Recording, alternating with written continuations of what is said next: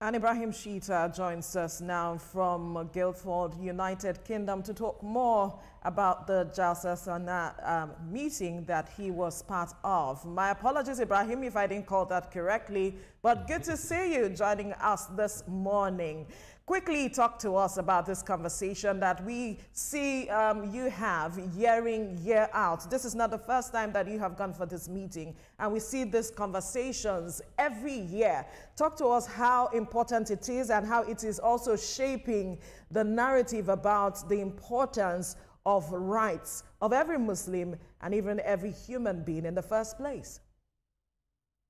All right. Thank you so much for having me, Veronica, Etoma, Ria, Olamide. It's good to, connect with you guys again. Very soon we'll be back. Thank you so much once again. Actually, I was at the main marquee of Justice Salano UK 2025. As you said, my third time, covering this program consecutively. And what I witnessed was not just a spiritual congregation, but a call to moral action from some of the world's most influential lawmakers. Talk about influential lawmakers from high-level session, lawmakers from the UK Parliament, members of the US Congress, and even representatives linked to the United Nations delivering powerful speeches. And the theme is something that is very quite resonates with me. They talk about justice, freedom, and accountability in a divided world. So these weren't diplomatic sound bites. They openly admitted that governments that claim to champion human rights are falling short, especially in how Muslims are being treated in various regions across the world. And we could hear the U.S. congressman saying, emphasizing that even his own country, his own U.S. government has failed in upholding, fundamental human rights as they've championed in recent times.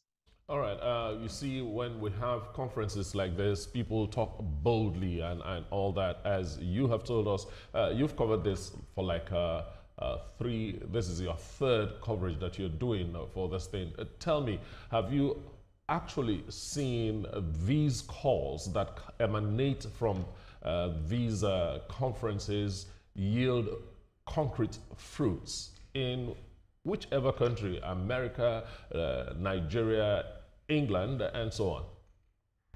Mm.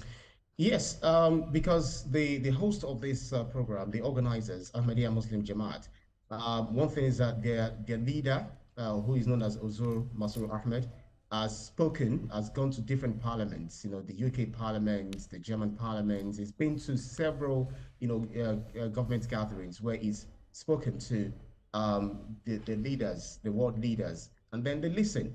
But one thing is, it is one thing for you to have few people to champion a cause. It's another thing to have some people coming on board. But one thing is, that's what made this session actually stand out. They promised to take the message of justice, peace, and unity from Jalsa Salano back to their parliaments and congresses. Some said they would pressure their government to uphold human rights more consistently and even hold special sessions to discuss, the minority protections and religious freedom.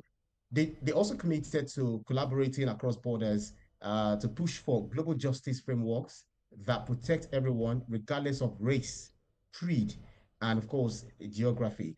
Matter of fact, one of the MPs said, he said that this marquee may not be parliament, but the conscience here is louder. So, and I think it's more than just in Justice Salano, the unmistakable sense that Justice Salano is more than just a religious event.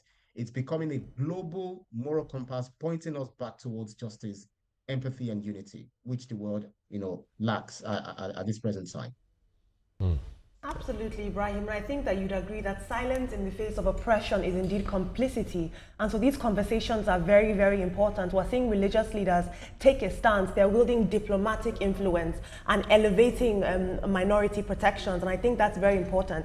What is also very interesting is the fact that there's been a lot of tension with the Muslim community and traditional Brits. And so to see that this is happening in the UK on such a global, on such a big level, is amazing. It's very commendable. We must not be silent in the face of oppression. Yeah, it is. It is very commendable because there were several recurring themes which emerged.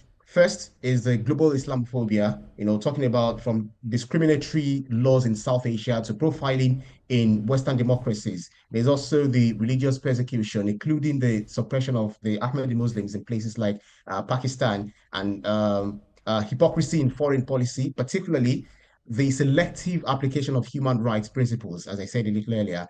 And of course, we all know what is going on in Gaza and Ukraine, the Israeli-Gaza genocide, and then the Ukraine-Russian war, where some lawmakers acknowledge the failure of international bodies to protect civilians and end sufferings. So they emphasize that faith-based gathering like this Jasa Salano, it's not just spiritual retreat, but platforms to hold governments to account. So I believe that with all of the things that have been said there, because people came from all walks of life, from all continents, more than 40,000 people participated, and you have ministers, we have lawmakers, we have speakers, we also have representatives of the government. Even King Charles had his own delegate, and even the mayor of Hampshire was also there, the host of that particular geographical location, which has always been their position, where we have all the Mahdis. I think it's called a Hadikotul Mahdi.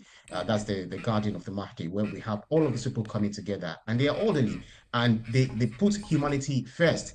You move on, you see the person you've never met in your life. Ibrahim, I know that you can go on and on with this matter. Yeah. Very passionate. But you see, time is not our friend, but it is good to have you join us. We hope to see you shortly and we soon. miss you.